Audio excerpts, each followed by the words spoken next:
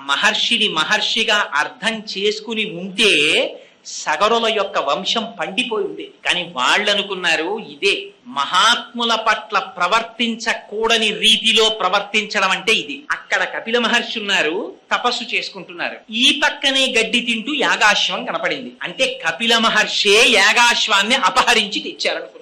ఏమిటి మనకి నేర్పుతోంది రామాయణం? నీ ఇన్ఫరెన్స్లు, నీకొచ్చిన తెలివితేటలు, నీ కంక్లూజన్స్ మహాత్ముల పట్ల పూర్తి చెయ్యకు. నీకేదో కొంత జ్ఞానం ఉందని, మరి ఎక్కడో కనపడ్డారని వెంటనే వారికి పేరు పెట్టేసి వారికి ఏదో తేడాగా నిర్ణయాలు చేసేసి నువ్వు తీర్పులు చెప్పకు. లేనిపోని ఉపద్రవాలు వస్తాయి. చూశారు కపిల మహర్షిని చూసి ఈయనే యాగాశ్వం ఎత్తుకొచ్చాడు అనుకున్నారు. అనుకుని చేతిలో పెద్ద పెద్ద గుణపాలు పట్టుకున్నారు, నాగళ్ళు పట్టుకున్నారు. ఆ చేతులతోటి మహాదుర్మాత్ముడు, దుర్మార్గుడు ఈ కపిల మహర్షిని హింసించండి అని చెప్పి ఆయన మీదకెళ్ళి పడిపోదామని పరిగెడుతున్నారు 60,000 మంది. చూశారు. శ్రుత్వాతు వచనం తేషాం కపిలో రఘునందన రోషేన మహతావిష్టో హుంకారమకరోత్తదా తస్య కోపాగ్నినా దగ్ధా భవిష్యంతి నృపాత్మజాః. ఆయన భస్మరాశి కృతా సర్వే సాగు కాకుచ్చ సకరాత్మజాః. ఆయన వెంటనే చేతిలో ఆయుధం పట్టుకోలేదట కపిల మహర్షి. మహాతపస్సు కలిగినటువంటి వారి లక్షణం అలా ఉంటుంది. ఆయన మొహం ఎర్రపడిందిట. ఏమిట్రా 60,000 మంది నేను గుర్రాన్ని ఎత్తుకొచ్చానని నా మీదకి వస్తున్నారా అని చూశారట. రోషేన మహతావిష్టో, మొహం రోషం పుంజుకున్నారట. హుంకారమకరోత్తదా, హాయ్ అని పెద్ద హుంకారం చేశారట. సుందరకాండలో చెప్తారు, ప్రమమాధోరసాకాంక్షి కీచిత్తస్య నినాదేన తత్రైవ పతితా భువి. హనుమ ఒక్క పెద్ద నాదం చేశారంటే 10,000 మంది రాక్షసులు చచ్చిపోయారు. అలా ఒక్కసారి హుంకారం చేశారు కపిల మహర్షి. చేసేసరికి ఈ 60,000 మంది సగరులు కూడా బూడిద రాశులై పడిపోయారు. శ్రీమద్ రామాయణం బాలకాండలో వాల్మీకి మహర్షి చెప్పుకున్నారు గంగావతరణ ఘట్టాన్ని. నిష్కారణంగా చెప్తారా? దాని వెనకాతల ఎంత పవిత్రత లేకపోతే ఈ కథ చెప్పారు. రాముడు 1కి 10 మార్లు అడిగి చెప్పించుకున్నాడు విశ్వామిత్రుడి చేత. విశ్వామిత్రుడు ముందు సంక్షిప్తంగా చెప్పాడు గంగావతరణాన్ని, ఒప్పుకోలేదు రామచంద్రమూర్తి. నాకు ఇంకా వినాలనుంది గురుదేవా, రిపథగగా అసలు ఆ గంగ ఎందుకు అవతరించింది నాకు చెప్పవలసింది అని గురువు యొక్క పాదములు పట్టి ప్రార్థిస్తే తన శిష్యుని యొక్క దైన్యమును చూసి ఉండలేక, ఆయన యొక్క ఆర్తిని చూసి చెప్పకుండా ఉండలేక, నిండిపోయినటువంటి బింది అంచుల నుండి నీరు కారిపోయినట్లు తాను అనుభవించినటువంటి భగవంతుని యొక్క వాత్సల్యాన్ని, గుణాన్ని తనలో దాచుకోలేక విశ్వామిత్రుడి యొక్క నోటి నుండి వాక్కులై ప్రవహిస్తే వచ్చినటువంటి కథ గంగావతరణం. అంత పరమ పవిత్రమైనటువంటి గంగావతరణం గురించి ఒక మాట చెప్తారు. ఏమా మాట? భజగోవింద స్తోత్రంలో ఆనందగిరి ఒక శ్లోకం చెప్తారు. భగవద్గీత కించితి ధీత గంగాజలలవ కణికాపీత సకృతపేన మురారి సమర్చ క్రియతే తస్య యమేన నచర్చ. యమధర్మరాజుతో చర్చ ఉండదుట. ఏంటంటే యమధర్మరాజుతో చర్చ చేయడం ఎప్పుడైనా పిలిచామా డిస్కషన్స్ కి అంటే? ఉంటుంది చర్చ. ఎప్పుడు ఉంటుంది? చిట్ట చివరి కాలంలో ప్రాణోత్క్రమణం అయిపోతున్నప్పుడు ఆయన ప్రతినిధులుగా ఆయన భటులు వస్తారు. వచ్చి పాశములు వేసి లాగుతూ ఉంటారు. బ్రతికియున్నన్నాళ్ళు నీ భజన తప్పను కాని మరణకాలమునందు మరతునేము ఆవేళ యమదూతలాగ్రహంబున వచ్చి ప్రాణముల్ పెకలించి పట్టునప్పుడు కపవాత పైత్యముల్ కప్పగా శ్రమచేత కంపముద్భవమంది కష్టపడుచు నారాయణాయంచు నా జింహతో నిన్ను పిలుతునో శ్రమచేత పిలువలేను నాటికిపుడి నీనామస్మరణ చేతు చివినిడవయ్య భూషణ వికాస శ్రీధర్మపుర నివాస దుష్ట సంహార నరసింహ దురిత దూరా అంటారు. ఆ పాశాలు వేసి లాగేస్తుంటే కపవాత పైత్యములు ప్రకోపించేస్తే ఆ ప్రాణవాయువు వ్యానం దొరకకుండా అటు ఇటు పరిగెడుతుంటే భయంకరమైన రూపాలతో భటులు లాగేస్తుంటే నా వాళ్ళున్నారు నేను రానని జీవుడు ఏడుస్తుంటే ఆనాడు చర్చ అవుతుంది. అంత బాధ అక్కర్లేదుట. అసలు యమధర్మరాజు గారు దగ్గరికి రావలసిన అవసరం ఉండదట. సాక్షాత్తుగా పార్వతీ పరమేశ్వరులు వచ్చి దర్శనమిచ్చి ఓం త్రయంబకం యజామహే సుగంధిం పుష్టివర్ధనం ఉర్వారుకమివ బంధనాన్ మృత్యోర్ముక్షీయమామృతాత్ అంటుంది మృత్యుంజయ మహామంత్రం. పండిపోయిన దోస పండు ముచికి నుంచి విడిపోయినంత తేలికగా పాంచభౌతికమైనటువంటి శరీరములోంచి ప్రాణము విడువడి పరమాత్మ యొక్క పాద సన్నిధానమును చేరుకునేటటువంటి అనాయాస మరణము లభించాలంటే ఎక్కడెక్కడ భగవద్గీతలోని ఒక్క శ్లోకమును అర్థము చేసుకుని చదివి అనుష్ఠానము చేసిన గంగాజలలవ కణికాపీత ఒక్క గంగ చుక్క నోటిలోకి స్వీకరించిన క్రియతే తస్య మురా ఒక్కసారి జీవితంలో మురారి అంటే మురా అంటే రాక్షసిని సంహరించినటువంటి శ్రీ మహావిష్ణువు యొక్క అర్చనము చేసిన క్రియతే తస్య యమేన నచర్చ, అటువంటి వాడికి యమధర్మరాజుతో సంవాదం లేదుట. అందున పరమ పవిత్రమైనటువంటి కార్తీక మాసంలో అసుర సంధ్య వేళలో పరమశివుడు ఇటుపక్కన అటుపక్కన హనుమ, వెనక సుబ్రహ్మణ్యుడు, ఇంతమంది మహాభాగవతులు కూర్చున్నటువంటి పరమ పవిత్ర ప్రాంగణంలో గంగావతరణ కథాఘట్టాన్ని వినడం అంటే అది శివానుగ్రహం లేకుండా జరిగే విషయమా, చెప్పడం జరిగే విషయమా? అందున పవిత్ర వృక్షములు ఈ మధ్య తిరుమల తిరుపతి దేవస్థానం వాళ్ళు ఒక పుస్తకాన్ని రిలీజ్ చేశారు. ఇలా ఎక్కడైనా రావి చెట్టు, వేప చెట్టు ఒకదాని పక్కన ఒకటి నిలబడితే వేప చెట్టు పురుష స్వరూపం, రావి చెట్టు స్త్రీ స్వరూపం. ఈ రెండింటి పక్క నుంచి వచ్చేటటువంటి గాలి చేత సంతానమును పొందడానికి ప్రతిబంధకమైనటువంటి రోగము లోపల ఉన్నట్టయితే అటువంటి రోగమును విరిచెయ్యగలిగినటువంటి ఓషధీతత్వం కలిగినటువంటి గాలి ఆ కొమ్మల నుంచి వస్తుంది. అందున క్రింద స్వామి సుబ్రహ్మణ్యుడుండగా, పరమశివుడుండగా, సాక్షాత్తుగా దేవతా వృక్షములు ఇక్కడ నిలబడి ఉండగా, అందున పరమశివుడికి హరికేశాయోపవీతి నే పుష్టానాం పతయే నమో నమో అని పేరు. ఆయన ఆకుపచ్చటి ఆ చెట్లన్నీ ఆయన శిరోజములుగా ఉంటాయి. అటువంటి పరమ పవిత్ర ప్రాంగణంలో ఇవాళ గంగావతరణం అనేటటువంటి కథాఘట్టాన్ని చెప్పాలి అని మనం సంకల్పిస్తే అవుతుందా? శివానుగ్రహం ఉంటే ఆ స్వామి పలికించుగాక అని ప్రార్థన చేసి, సరే ఇంతకన్నా ఇంట్రడక్షన్ లోకి వెళితే సమయం అంతా దానికే సరిపోతుంది కనుక ఆ గంగావతరణ ఘట్టాన్ని ప్రస్తావన చేసే ప్రయత్నాన్ని చేస్తాను. శ్రీమద్ రామాయణంలో బాలకాండలో రామచంద్రమూర్తి తాటకా సంహారం చేసిన తరువాత విశ్వామిత్ర మహర్షితో కలిసి బయలుదేరి వెడుతున్నప్పుడు శోణానదీ తీరంలో కూర్చున్నప్పుడు అడిగారు, అసలు ఈ గంగ ఎందుకు అవతరించింది? ఈ గంగ స్వర్గలోకం నుంచి భూమి మీదకి ఎందుకు పడింది? అలా పడినప్పుడు వచ్చినటువంటి అవరోధములు ఏమిటి? ఎందుకు రావలసి వచ్చింది? నాకు ఈ కథాఘట్టాన్ని వివరించవలసింది అని అడిగారు. విశ్వామిత్ర మహర్షి సంక్షిప్తంగా ఆ కథని వర్ణించారు. కానీ రామచంద్రమూర్తికి తెలుసుకోవాలనేటటువంటి కుతూహలము పరిపూర్ణముగా ఉన్నవారు కనుక నాకు దీని చేత తృప్తి లేదు. ఈ గంగని త్రిపథగా అని పిలుస్తారు.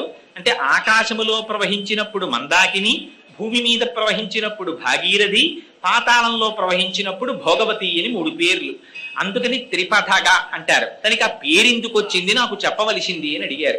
అడిగితే విశ్వామిత్ర మహర్షి దాన్ని పూర్వోత్తర భాగముల కింద 2 కింద చెప్పారు. ఎంత చిత్రం అంటే అసలు ఇది చెప్పవలసినటువంటి సమయం ఆసన్నమైనప్పుడు విశ్వామిత్ర మహర్షి నోటి వెంట అనుకోకుండా పక్క సర్గంలో 2 పరమాద్భుతమైనటువంటి విషయములు ప్రస్తావన చెయ్యబడ్డాయి. ఒకటి కందోత్పత్తి, సుబ్రహ్మణ్యేశ్వర స్వామి వారు ఎలా జన్మించారనేటటువంటి రహస్యాన్ని ముందు సర్గాల్లో చెప్పారు. ఎందుకని హిమవంతుడనేటటువంటి పర్వతరాజుకి మేరువు యొక్క కుమార్తె అయినటువంటి మనోరమ భార్య. ఆ భార్యాభర్తలిద్దరికీ కూడా 2 కుమార్తెలు. పెద్ద కుమార్తె పేరు గంగ, రెండవ కుమార్తె పేరు ఉమ. రెండవ కుమార్తె అయినటువంటి ఉమ పరమశివుని గురించి ఘోరమైనటువంటి తపస్సు చేసి అపర్ణయై స్వామికి భార్య అయింది. అందుకని పార్వతీ పరమేశ్వరులు అయ్యారు వాళ్ళిద్దరు. పెద్ద కుమార్తె అయినటువంటి గంగ దేవతలు వచ్చి ప్రార్థన చేశారు హిమవంతుణ్ణి, మాకు దేవతా కార్య నిమిత్తమై ఈ గంగ మాకు కావలసినటువంటి అవసరం వచ్చింది, అందుకని మాతో పంపించమని. హిమవంతుడు అంగీకరించాడు. ఆనాడు గంగని దేవలోకానికి తీసుకుని వెళ్లారు దేవతలందరూ. అందుకని దేవలోకంలో ప్రవహిస్తుండేది గంగ. భూమి మీద కాని రసాతలంలో కాని అప్పటికి గంగా నది లేదు. అటువంటి పరిస్థితులలో ఒక విచిత్రమైనటువంటి సమయం ఆసన్నమైంది. అందులో అయోధ్య నగరాన్ని సగరుడనేటటువంటి ఒక మహారాజు పరిపాలిస్తూ ఉండేవారు. ఆయన పేరే సగరుడు. గరం అంటే విషం. విషము లోపల ఉన్నవాడు కాబట్టి సగరుడని పేరు. అదేంటంటే విషం లోపల ఎందుకుంది అంటే ఆ వంశంలో ఒక విచిత్రమైనటువంటి విషయం జరిగింది. అసితుడు అని సగరుని యొక్క తండ్రి. ఆయన హిమాలయ పర్వత ప్రాంతములలో కూర్చుని భృగు మహర్షి యొక్క ఆ ప్రశ్రవణం మీద కూర్చుని తపస్సు చేసుకుంటున్నటువంటి సమయంలో రాజు యొక్క 2 భార్యలు గర్భవతులయ్యారు. కానీ పెద్ద భార్య రెండవ భార్యకి కుమారుడు జన్మించకూడదనేటటువంటి ఆక్రోశంతో విషాన్ని పెట్టింది. ఈ విషయం తెలియనటువంటి ఈ రెండవ భార్య వెళ్లి భృగు మహర్షి యొక్క పాదముల మీద పడి వేడుకుంది. భృగు మహర్షి త్రికాలవేది కనుక ఆమె కడుపులో పెరుగుతున్నటువంటి పిండమును సంహరించడానికి విషప్రయోగము జరిగిందని గుర్తించి అమ్మాయికి అపారవంతమైన తేజోవంతుడు కీర్తివంతుడు అయినటువంటి కుమారుడు జన్మిస్తాడు. కానీ విషముతో జన్మిస్తాడు కాబట్టి గరముతో కూడినవాడు కనుక సగరుడవుతాడని పేరు పెట్టారు. అదిగో ఆ సగరుడు అయోధ్య నగరాన్ని పరిపాలిస్తున్నాడు. ఆయనకి 2 భార్యలు. మొదటి భార్య పేరు కేశిని. ఆవిడ గొప్ప ధర్మశాస్త్రం తెలుసున్నటువంటి వ్యక్తి, మహాపతివ్రత, సాధ్వి. 2వ భార్య పేరు సుమతి. ఈవిడ గరుత్మంతుని యొక్క సోదరి అంటారు. ఈ 2 భార్యలలో 2వ భార్య అయినటువంటి సుమతి అపారమైనటువంటి సౌందర్య రాశి. చాలా జాగ్రత్తగా కథాగమనాన్ని మనం అర్థం చేసుకోవాలి. పెద్ద భార్య ధర్మశాస్త్రమునందు ప్రవీణురాలు, గొప్ప ప్రవర్తన కలిగినది. 2వ భార్య సౌందర్య రాశి. ఒకరు ధర్మమునకు పెద్దపీట, ఒకరు బాహ్య సౌందర్యమునకు పెద్దపీట. 2 రాజుకి భార్యలు. కానీ అసలు భార్యని స్వీకరించడం అనేటటువంటిది శాస్త్రంలో దేనికి అంటే పుత్ర సంతానమును పొందుట కొరకు. అందుకని సచేల స్నానం చేస్తాడు.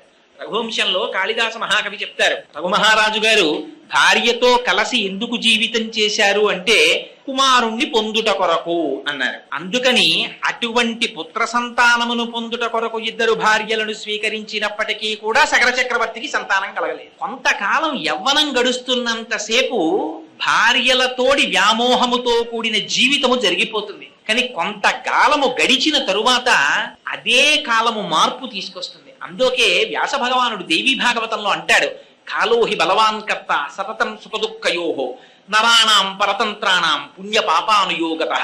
కాలం చాలా బలవత్తరమైనటువంటిది. అదే పుణ్యపాపాలకు ఫలితాన్ని ఇస్తుంది. ఇవాళ సంతోషంగా ఉంటుంది, వేరొక రోజున ఇవాళ చాలా సంతోషంగా ఉంటుందని నిద్రలేస్తాడు, చాలా దుఃఖంతో నడుస్తుంది. ఈవిడ ఎలా ఎందుకు నడుస్తుంది? నరాణాం పరతంత్రాణం, మనం చెయ్యగలిగినది ఏం లేదు. కాలోహి బలవాన్ కర్త, కాలం నడిపిస్తుంది. ఆ కాలచక్ర పరిభ్రమణంలో సగర చక్రవర్తికి ఆర్తి కలిగింది. అయ్యో నాకు బిడ్డలు కలగలేదు, నా వంశం నిలబట్టం లేదు, రాజ్యాన్ని నా తదనంతరం పరిపాలన చేసేవాడు ఎవరు అని. ఆనాడు ఏదైనా ఇబ్బంది వస్తే వెంటనే రాజులు చేసినటువంటి పని పరమేశ్వరుని యొక్క పాదములు పట్టుకునేవారు, పెద్దలైనటువంటి మహర్షుల యొక్క పాదములు పట్టి పూజ చేసేవారు. అందుకని వెంటనే హిమవత్ పర్వతానికి చేరుకున్నాడు. అక్కడ భృగు ప్రశ్రవణము అనేటటువంటి ఒక పర్వతం మీద కూర్చుని అపారమైనటువంటి తపస్సు చేశాడు 100 సంవత్సరాలు. భృగు మహర్షి గొప్ప ధర్మవేత్త. ఆయన ప్రీతి చెందారు. ప్రీతి చెంది మహారాజు గారి దగ్గరికి వచ్చి అడిగారు, సగరా నీకు అపారమైనటువంటి తేజస్సు కీర్తి కలగాలని ఆశీర్వచనం చేస్తున్నాను. దీనితో పాటుగా నీ 2 భార్యలలో ఒకరికి వంశకరుడైన కుమారుడు జన్మిస్తాడు. ఆ మాటలు చూడండి ఎలా ప్రయోగిస్తారో. ఒకరికి వంశకరుడైన కుమారుడు. వంశకరుడంటే వాడి వలన వంశము వంశము వంశము వంశము నడుస్తుంది అలా ముందుకి. కొడుకులు కొడుకులకి కొడుకులు కొడుకులకి కొడుకులు మనవలు మనవలకి మునిమనవలు అలా నడుస్తూ వెడుతుంటుంది. అది చూడాలి తండ్రి. అలా ఎంతమందిని చూస్తే అది మహదైశ్వర్యం. తండ్రికి మహదైశ్వర్యం ఏది అంటే తన వంశము యొక్క ఉన్నతిని తాను చూసుకోవడం. అందుకని నీకు వంశకరుడైనటువంటి కుమారుడు ఒక భార్యకి జన్మిస్తాడు. మహోత్సాహవంతులైనటువంటి 60,000 మంది కుమారులు ఒక భార్యకి జన్మిస్తారు అంతే చెప్పాడు భృగువు. కానీ ఆర్తి పెరిగిపోయింది 2 భార్యలకి. ఎవరికి 60,000 మంది కుమారులు పుడతారు, ఎవరికి వంశకరుడైన కుమారుడు పుడతారని 2 గభాలన లేచి అడిగారు భృగువుని, మహానుభావ మాలో ఎవరికి వంశకరుడైన కుమారుడు జన్మిస్తాడు, ఎవరికి 60,000 మంది సంతానం జన్మిస్తారు? ఆయన ధర్మవేత్త, ఆయన ఎందుకు నిర్ణయం చెయ్యాలి? ఆయన అన్నారు, మీలో ఎవరు ఏది కోరుకుంటే అలా జన్మిస్తారన్నారు. అందుకని పెద్ద భార్య ధర్మము తెలిసినదన్నారు, 2వ భార్య సౌందర్యవతి అన్నారు. చూడండి, ఎక్కడెక్కడ ఏ మాట ఎలా పెట్టాలో, పేరు ఎలా పెట్టాలో కూడా మనకి నేర్పుతారు మహర్షులు. కోసల రాజు కూతురు కాబట్టి కౌసల్య, కేకయ్య రాజు కూతురు కాబట్టి కైకేయి దశరథ మహారాజు గారికి. మరి సుమిత్రకి తండ్రి లేడా? ఉన్నారు కదా రాజుగారు, ఆయన తండ్రి పేరు ఎందుకు పెట్టారు? ఆవిడ తండ్రి పేరు పెట్టారు. మిత్రుడు అని అందరినీ పిలవకూడదు. ఏమండి వీరు మా మిత్రులండి అనకూడదు, ఎవరిని పడితే వారిని. వీరు మా స్నేహితులండి అని చెప్పాలి. మిత్రుడు అని చాలా తక్కువ మందినే చెప్పాలి. ఎవరు మిత్రుడు? మితము నుండి ఋతమునకు ఎవరు తీసుకుని వెడతారో, మనతో పాటే తిరుగుతూ, మనతో పాటు ఉంటూ, మనతో పాటుగా సహజీవనము చేస్తూ, ఇది జీవితము కాదని పరమేశ్వరుని యొక్క పాదములు పొందడమే మానవ జీవితమునకు చేయమని తన నడువడి చేత మనకి నేర్పుతూ, తన మాటల చేత మనకి ఎవరు తీర్చిదిద్దుతారో వాడు మాత్రమే మిత్రుడు, మిగిలిన వాళ్ళు స్నేహితులు. అంతే శాస్త్రం. శాసనాత్ శంసనాత్ ఇది శాస్త్రం. దానికేం భయం లేదు. ఉన్నట్టు కుండ బద్దలగొట్టినట్టు చెప్పేస్తుంది. అందుకని అటువంటి మిత్రధర్మాన్ని నిర్వర్తించినది కనుక దశరథ మహారాజు గారికి సుమిత్ర ఆవిడ. అందుకే ఎప్పుడెప్పుడు ధర్మం అవసరమో అప్పుడప్పుడు సుమిత్ర మాట్లాడుతుంది రామాయణంలో. రామాయణంలో సుమిత్ర మాట్లాడింది అంటే మీరు ఆ శ్లోకాన్ని మళ్ళీ ఓసారి చదవాలని గుర్తు. ఆ పేర్లు పెట్టడంలో అలా పెట్టేవారు పూర్వం. అందుకని పెద్ద భార్యని భృగువుని అడిగింది ఆవిడ. ఏమని? స్వామి, మునేస్తు వచనం శ్రుత్వా కేశినీ రఘునందన పుత్రం వంశకరం రామ జగ్రాహం నృపసన్నిధౌ అన్నారు రామాయణంలో. ఆవిడ భృగువుని ప్రార్థన చేసిందిట, నాకు వంశకరుడైనటువంటి కుమారుడు కావాలి అని అడిగింది. ఎందుకు వస్తుంది భార్య భర్త చెయ్యి పట్టి? ఆయన యొక్క వంశమును ఉద్ధరించుట కొరకు. ఇవాళ రేపు తెలిసి తెలియనటువంటి అగత్యంతో కూడిన మాటలు చాలా మంది నోటి వెంట వస్తాయి. రామాయణం ఇతర పురాణాలు ఎర్రశిరాతో అండర్లైన్ చేసి చెప్పే ఇలాంటి తప్పుడు మాటలు మాట్లాడకూడదని. పెళ్లి జరుగుతుంటుంది, ఎవరైనా పెద్దవాళ్లు కొత్తగా పెళ్లైన వధూవరులు వచ్చి నమస్కారం చేస్తే అక్షతలు వేసి శీఘ్రమేవ సుపుత్రాప్రాప్తిరస్తు అన్నారనుకోండి, ఆ కన్యాదాత గారి తండ్రి శకున పక్షిలా అక్కడే ఉండో మాట అంటాడు. ఇప్పుడే పిల్లలు ఎందుకండి, వాళ్ళని సంతోషంగా గడపనివ్వండి అంటాడు. ఆ తరువాత అదే తండ్రి వచ్చి కనపడ్డ ప్రతివాడి కాళ్ళు పట్టుకుంటాడు. ఏం చేస్తే మా అమ్మాయికి పిల్లలు పుడతారండి, ఏం చేస్తే మా అబ్బాయికి పిల్లలు పుడతారండి అని. అనకూడని మాట నోటి వెంట రాకూడదు. ఏ మాట ఎందుకో తెలుసుకుని బ్రతకాలి. స్త్రీ పురుషుని యొక్క జీవితంలో ప్రవేశించేది దేని కొరకు? వంశాన్ని మార్చుకుని, ఇంటి పేరు మార్చుకుని, గోత్రాన్ని మార్చుకుని, వేరొక పురుషుడి చెయ్యి పట్టుకుని ఆ ఇంటికి ఎందుకు ఎడుతోంది? ఆ వంశాన్ని ఉద్ధరించుట కొరకు. అది ఆశీర్వచనం. అందుకే పెద్దలైన వారు లేచి వచ్చి విరగనటువంటి నడుము కలిగిన అక్షతలు చేతపట్టి ఆశీర్వచనం చేస్తున్నప్పుడు శ్రద్ధాభక్తులతో ఔదల తాల్చి అంగీకరించాలి. చేత కాకపోతే మౌనంగా ఉండాలి. లేనిపోని మాటలు మధ్యలో మాట్లాడకూడదు. అందుకని ఆవిడ ధర్మం తెలిసున్నది కనుక అడిగింది, నాకు పుత్రం వంశకరం రామ జగ్రాహం నృపసన్నిధౌ, నాకు వంశకరుడైన కుమారుడు కావాలని అడిగింది, భర్త గారి కీర్తి నిలబెట్టడానికి. రెండవ భార్య అయినటువంటి సుమతి భృగు మహర్షిని ప్రార్థన చేసింది, నాకు షష్ఠి పుత్ర సహస్రాణి. ఎటువంటి పుత్రులు కావాలి? 60,000 మంది పిల్లలు కావాలి నాకు. వాళ్ళు ఎటువంటి వాళ్ళు? మహోత్సాహం కీర్తిమతో జగ్రాహ సుమతి సుతాం. 60,000 మంది మహా ఉత్సాహవంతులైనటువంటి కొడుకులు కావాలని. ఇవన్నీ నేను ఇంకా లోపలికి వ్యాఖ్యానం చేస్తే కొందరి మనస్సులు బాధపడతాయి. అందుకని నేను చెప్పట్లేదు కానండి, కొంచెం జాగ్రత్తగా అర్థం చేసుకోవాలి ఆ శ్లోకాన్ని. మహోత్సాహులైన పిల్లలు 60,000 మంది కావాలి. అలాగేనన్నారు మహర్షి. విడతీశారు. సంతానం అంటే ఎలా ఉంటుందో చూపించారు. ఇంటికి వెళ్ళిపోయారు రాజ్యానికి. చాలా సంతోషంగా ఉన్నాడు సగరుడు. భార్యలిద్దరూ గర్భాన్ని దాల్చారు. పెద్ద భార్య అయినటువంటి కేశినికి ఒక కుమారుడు జన్మించాడు. ఆయనని అసమంజసుడు అని పేరెట్టారు. ఆ పేరు చూడండి, అసమంజసంగా ఉందండి మీరు చెప్పింది అంటాం. ఆయన పేరు అసమంజసుడు. రెండవ భార్య అయినటువంటి సుమతికి ఒక మాంసఖండం పుట్టింది. దాంట్లో 60,000 మంది చిన్న చిన్న పిల్లలు వచ్చారు. అందులోంచి ఋషి వాక్యం ఎక్కడికి పోతుంది? దీక్ష తీసుకున్నవాడు, నిత్య తపస్వి, ఎల్లకాలముల యందు మంత్రార్థమును లోపల తిప్పుతూ ఉండేటటువంటి స్వభావం ఉన్నవాడు, త్రికాల సంధ్యావేది, వేదం చదువుకున్నవాడు, నిరంతరం వేదాన్ని పలుకుతూ ఉండేవాడు. అటువంటి వారి నోటి వెంటొచ్చినటువంటి మాట సత్యం అవుతుంది. వాళ్ళు సత్యం చెప్పడం కాదు, వాళ్ళు చెప్పినది సత్యం అవుతుంది. శంకర భగవత్పాదుల సౌందర్యలహరిలో జపో జల్ప శిల్పం సకలమపి ముద్రా విరచన అని వర్ణిస్తారు ఆ శ్లోకంలో. అందుచేత మహర్షి చెప్పారు, అదే జరిగింది. 60,000 మంది పిల్లలు ఒక మాంసఖండంలోంచి వచ్చారు. వాళ్ళు మరీ చిన్నవాళ్ళు, ఎలా బ్రతుకుతారని ఇప్పుడు మనం అంటున్నామే, ఏదో పిల్లలందరినీ తీసుకెళ్లారండి, ప్రిమిచ్యూర్డ్ బర్త్, అందుకని ఏదో ఆ గదిలో పెట్టారు పెంచారని మనం అంటామే. ఆ ప్రక్రియ అంతా రామాయణంలో చెప్పారు. ఈ 60,000 మంది పిల్లల్ని తీసుకెళ్లి నీటి భాండములలో పెట్టారు. పెట్టి ఆ పిల్లల్ని పెంచారు. దాదులు పెంచితే 60,000 మంది పెద్దవాళ్ళు అయ్యారు. ఇటు అసమంజసుడు పెద్దవాడయ్యాడు. ఈ 60,000 మంది పిల్లలు మహోత్సాహులయ్యారు. వాళ్ళకి ఏమిటి? అన్నింటికీ ఉత్సాహమే. ఇది చెయ్యడమా చేయకపోవడమా వివేకం కాదు. ఇలా అనేటప్పటికీ ఉత్సాహం అంతే, చేసేయడమే. ప్రతిదానికి ఉద్రేకమే, అటువంటి స్వభావం. దాంతో వీళ్ళు మహోత్సాహం కీర్తిమతో జగ్రాహ సుమతి సుతాం, అటువంటి పిల్లలు పుట్టారు. అందుకని ఇటు పక్క అసమంజసుడు పెద్దవాడయ్యాడు. పేరే అసమంజసుడు కదండి, ఆయనకి యోగ దృష్టి ఉంది. తర్వాత చెప్తారు రామాయణంలో దాన్ని. ఆ అసమంజసుడికి ఒక విచిత్రమైన లక్షణం ఉండేది. పిల్లలందరినీ పిలిచేవాడు రాజ్యంలో ఉన్న వాళ్ళని, ఒరే రండిరా మనందరం సరయూ నది ఒడ్డుకెళ్ళి ఆడుకుందాం అనేవాడు. ఆ పిల్లలందరూ పాపం ఈ అసమంజసుడి వెనకాతల వెళ్ళేవారు. పిడితే ఈ పిల్లలందరినీ ఆ నదిలో తోసేసి వాళ్ళ మీదకెక్కి తొక్కి చంపేసేవాడు. వాళ్ళు ఊపిరాడక చచ్చిపోయేవారు, సంతోషపడిపోయి ఇంటికి వచ్చేసేవాడు. ఇది చూశారు చాలా కాలం ప్రజలు. వెళ్ళి రాజుగారికి చెప్పారు, అయ్యా మీ కుమారుడు చేసినటువంటి అకృత్యము వలన మా పిల్లలు ఎందరో సరయూ నదిలో మరణిస్తున్నారు. ఇది సగర చక్రవర్తి అంటే. లేకపోతే మహర్షుల చేత చెప్పబడవు ఆ చరిత్రను. ఇతరులకి ఎటువంటి శిక్షో తన కుమారుడికి అటువంటి శిక్ష. అట్లా రాజ్యములో ఉండేటటువంటి ప్రజలకి ఉపద్రవాన్ని తీసుకొస్తూ ప్రవర్తిస్తున్నాడు కనుక ఏవం పాప సమాచార సజ్జన ప్రతిపాదక పౌరాణామహితో ముక్తో పుత్రో నిర్వాసిత పురాన్ అన్నారు. వెంటనే రాజ్య బహిష్కారం విధించాడు సగరుడు. నువ్వు రాజ్యంలోంచి వెళ్ళిపో అరణ్యాల కన్నాడు. వెళ్ళిపోయాడు అసమంజసు. ఆయనకొక కుమారుడు ఉన్నాడు, వంశకరుణ్ణి కదండి కోరుకుంది మరి, అందుకని అంశుమంతుడు. ఆ అసమంజసుని యొక్క కుమారుడి పేరు అంశుమంతుడు. ఆ అంశుమంతుడు మాత్రం సగర చక్రవర్తి దగ్గర ఉండిపోయాడు.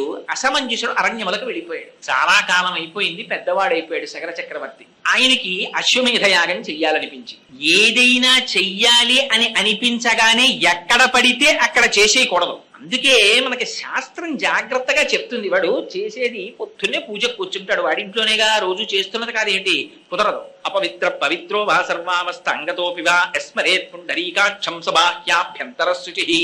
నీళ్లు తీసి చల్లుకోవాల్సిందే. అయ్యా లోపల బయట అంతా శుచియగుగాక.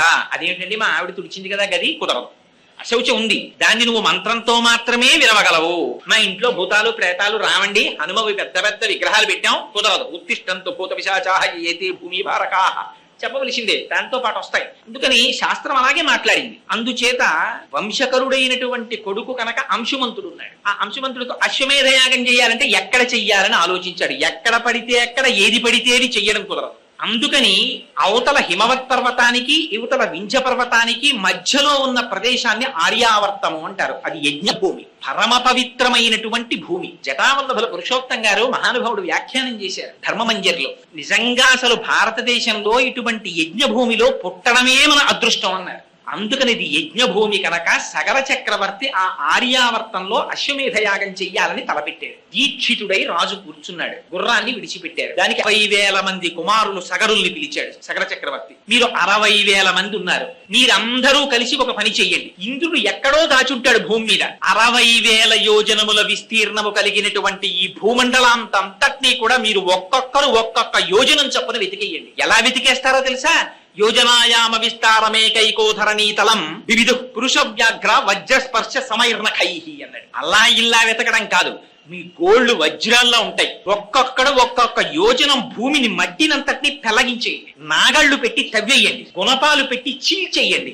ఎక్కడ దాచాడో వెతికి గుర్రాన్ని పట్టండి. మొత్తం భూమండలం వెతికేయండి, బయలుదేరండి అన్నాడు. 60,000 మంది బయలుదేరారు తండ్రి శాసనానికి. యోజనాయామ విస్తారమేకైకో ధరణీతలం. భూమినంతటినీ చీల్చేస్తున్నారు, గుణపాలు పెట్టి తవ్వేస్తున్నారు, గోళ్లతో విచ్చేస్తున్నారు. ఇది చూశారట దేవతలు. చూసి దేవతలందరూ పరుగు పరుగున బ్రహ్మగారి దగ్గరికి వెళ్ళారట. ఎందుకంటే వాళ్ళు అలా చేస్తే వీళ్ళు వెళ్ళడం ఎందుకు అంటే, మనం చాలా జాగ్రత్తగా గుర్తు పెట్టుకోవాలి ఈ రహస్యాలు. కొందరికి ఒక అలవాటు ఉంటుంది, వాడు ఉట్టినే కూర్చుంటాడు, తృణములను గిల్లేస్తుంటాడు. ఇలా కూర్చుంటాడు, అక్కడే ఉన్న గడ్డి పరకల్ని తుప్పేస్తూ ఉంటాడు. ఒక్కొక్కడు మాట్లాడుతుంటాడు, అక్కడ ఉన్న కొమ్మ వంచి ఆకు తుంపేస్తాడు, ఒకడు మొగ్గ తుంపేస్తాడు. దానికి ఏమీ శాస్త్రంలో నిషిద్ధం, అనవసరంగా ఏదీ చేయకూడదు. 60,000 మంది 60,000 యోజనముల భూమిని నిష్కారణంగా దున్నేసి తీసేస్తున్నారు భూమి. అందుకని వెళ్ళారు వాళ్ళు. భూమి యొక్క స్థితి మారిపోతోంది. ఎంతమంది వెళ్ళారట? 12 మంది ఆదిత్యులు వెళ్ళారు, ఏకాదశ రుద్రులు వెళ్ళారు. 12, 11, 23, 23 దాంతో పాటుగా అష్ట వసువులు వెళ్ళారు. 23, 8, 31. 2 అశ్వినీ దేవతలు వెళ్ళారు. 33. ఆ 33 కోట్ల దేవతలు. అంటే మొత్తం దేవతాగణాలన్నీ వెళ్ళాయి. ఇది మనం చాలా జాగ్రత్తగా జ్ఞాపకం పెట్టుకోవలసిన మాట. ఎందుకంటే ఇంతలా రాయడం అసలు అంటే, పోతన గారు భాగవతంలో మాట అంటారు, పరహితము చేయునెవ్వడు పరమహితుండగును భూత పంచకమునకున్ పరహితమే పరమధర్మము పరహితునకు నెదురు లేదు పర్వేందుముఖి.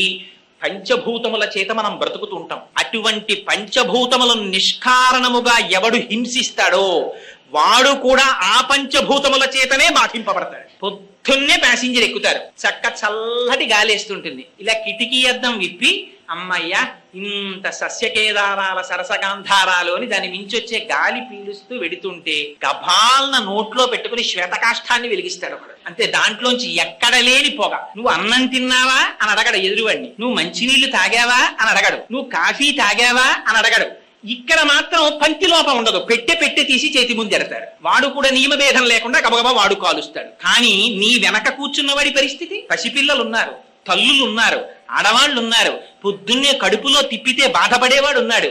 నీ నోట్లోకి పీల్చి నువ్వు వదిలిన ఎంగిలి గాలి వాడు పీల్చాలా? నీకు వాకాటి పాండురంగారావు గారికి విశాఖపట్నం పోర్ట్ ట్రస్ట్ కారు ఇస్తే deputy director information public relations గా ఉండగా, నా సాటి భారతీయుడు రోడ్డు మీద వెడుతూ ఉండగా నేను కారులో కూర్చుని దాంట్లో ఉన్నటువంటి పెట్రోల్ ని పొగగా మార్చి వాడి నాసాపుటముల మీదకి పొగని జిమ్మేటటువంటి అధికారం నాకు ఎవడిచ్చాడు? నేను నడిచొస్తాను, నాకు కారక్కర్లేదన్నారు. అటువంటి మహాపురుషులు నడిచిన గడ్డ ఇది. అంచాగే నైకే అమృతత్వ మానసు.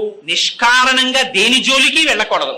అందుకని దేవతలు పరిగెత్తారు బ్రహ్మగారి దగ్గరికి. ఏమి ఇలా చేస్తున్నారు వీళ్ళందరని అడిగారు.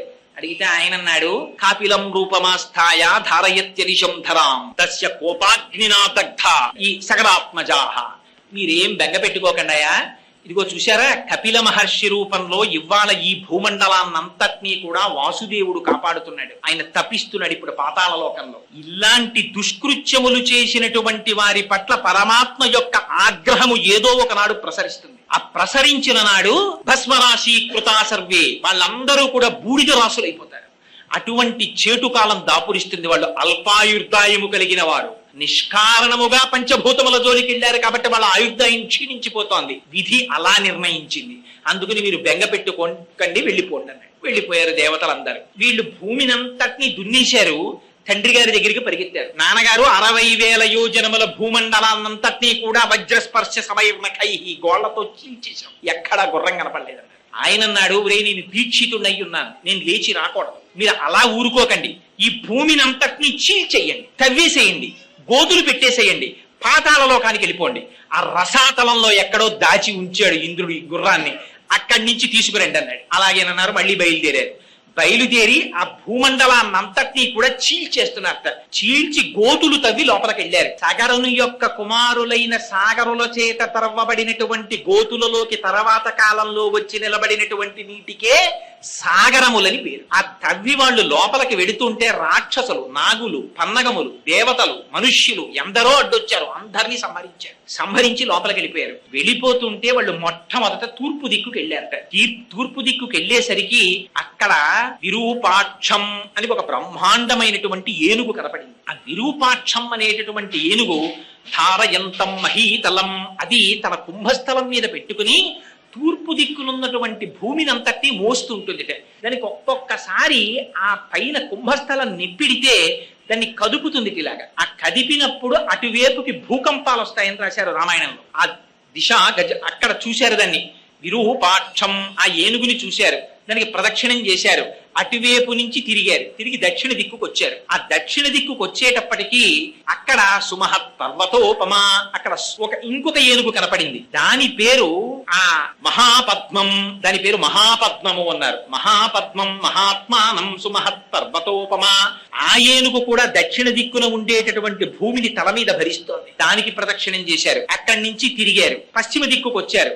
వచ్చేటప్పటికి సౌమనసం అనేటటువంటి ఇంకొక ఏనుగు కనపడింది. దానికి ప్రదక్షిణం చేశారు, దానికి నమస్కారం చేశారు. అది కూడా ధారయంతం మహీమిమాం, భూమండలాన్నంతటిని మోస్తోంది. అక్కడి నుంచి ఉత్తర దిక్కుకు వచ్చారు. భద్రం అని ఇంకొక ఏనుగు కనపడింది. భద్రం భద్రేన వపుషో ధారయంతం మహీమిమాం, అది కూడా భూమిని మోస్తోంది 4 దిక్కుల. ఉత్తర దిక్కునున్నటువంటి ఏనుగు దగ్గరికి వచ్చారు. అక్కడా కనపడలేదు గుర్రం.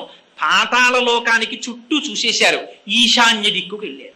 ఈశాన్య దిక్కున తపోవనంలో కపిల మహర్షి కూర్చుని తపస్సు చేసుకుంటున్నారు. అక్కడ చూశారు. అక్కడ వీళ్ళకి వాళ్ళ యాగాశ్వం కనపడింది గడ్డి మేస్తూ. ఆయన అంతర్ముఖుడై తపస్సు చేసుకుంటున్నాడు. ఈశాన సర్వ విద్యానాం ఈశ్వర సర్వభూతానాం బ్రహ్మాధిపతిర్బ్రహ్మణోధిపతిర్బ్రహ్మా శివో మే అస్తు సదాశివోం. ఆ మహర్షిని మహర్షిగా అర్థం చేసుకుని ఉంటే సగరుల యొక్క వంశం పండిపోయి ఉండేది. కానీ వాళ్ళు అనుకున్నారు ఇదే మహాత్ముల పట్ల ప్రవర్తించకూడని రీతిలో ప్రవర్తించడం అంటే ఇది. అక్కడ కపిల మహర్షి ఉన్నారు, తపస్సు చేసుకుంటున్నారు. ఈ పక్కనే గడ్డి తింటూ యాగాశ్వం కనపడింది. అంటే కపిల మహర్షే యాగాశ్వాన్ని అపహరించి తెచ్చారనుకున్నారు. ఏమిటి మనకి నేర్పుతోంది రామాయణం? నీ ఇన్ఫరెన్స్లు, నీకొచ్చిన తెలివితేటలు, నీ కంక్లూజన్స్ మహాత్ముల పట్ల పూర్తి చెయ్యకు. నీకేదో కొంత జ్ఞానం ఉందని, వారు ఎక్కడో కనపడ్డారని వెంటనే వారికి పేరు పెట్టేసి మరికి ఏదో తేడాగా నిర్ణయాలు చేసేసి నువ్వు తీర్పులు చెప్పకు, లేనిపోని ఉపద్రవాలు వస్తాయి. చూశారు కపిల మహర్షిని చూసి ఈయనే యాగాశ్వం ఎత్తుకొచ్చాడు అనుకున్నారు. అనుకుని చేతిలో పెద్ద పెద్ద గుణపాలు పట్టుకున్నారు, నాగళ్లు పట్టుకున్నారు. ఆ చేతులతోటి దుర్మార్గుడు ఈ కపిల మహర్షిని హింసించండి అని చెప్పి ఆయన మీదకెళ్లి పడిపోదామని పరిగెడుతున్నారు 60,000 మంది. చూశారు. శ్రుత్వాతు వచనం తేషాం కపిలో రఘునందన రోషేణ మహతావిష్టో హుంకారమకరోత్తద తస్య కోపాగ్నినా దగ్ధా భవిష్యంతి నృపాత్మజాః. ఆయన భస్మరాశి కృతా సర్వే కాకుచ్చ సకరాత్మజాః. ఆయన వెంటనే చేతిలో ఆయుధం పట్టుకోలేదట కపిల మహర్షి. మహాతపస్సు కలిగినటువంటి వారి లక్షణం అలా ఉంటుంది. ఆయన మొహం ఎర్రపడిందిట. ఏమిట్రా 60,000 మంది నేను గుర్రాన్ని ఎత్తుకొచ్చానని నా మీదకి వస్తున్నారా అని చూశారట. రోషేణ మహతావిష్టో, మొహం రోషం పుంజుకున్నారట. హుంకారమకరోత్తదా, హాయ్ అని పెద్ద హుంకారం చేశారట. సుందరకాండలో చెప్తారు, ప్రమమాధోరసాకాంక్షి కీచిత్తస్య నినాదేన తత్రైవ పతితా భువి.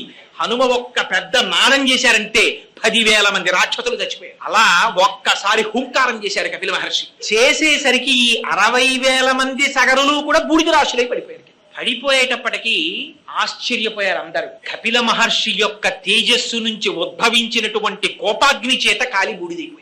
ఈ వార్త ఎంతో కాలం నుంచి ఎదురు చూస్తున్నారు. ఈ సగరులు తిరిగి వస్తారు, గుర్రాన్ని పట్టుకొస్తారని. వీళ్ళు రారు, అక్కడ యజ్ఞం పూర్తవదు. చూశాడు సగరుడు, మళ్ళీ పిలిచాడు అంశుమంతుడిని. ఈ మాట నువ్వెళ్ళు పాతాళానికి, కానీ ఒకటి జాగ్రత్త, వెళ్ళేటప్పుడు నీకు విరోధులైన వారు ఉంటారు కాబట్టి ఖడ్గాన్ని బాణాల్ని ధనస్సుని పట్టుకుని బయలుదేరు. పూజనీయులైనటువంటి వ్యక్తులు కనపడినప్పుడు మాత్రం వారిని పూజించి నమస్కరించి మాత్రమే వెళ్ళు.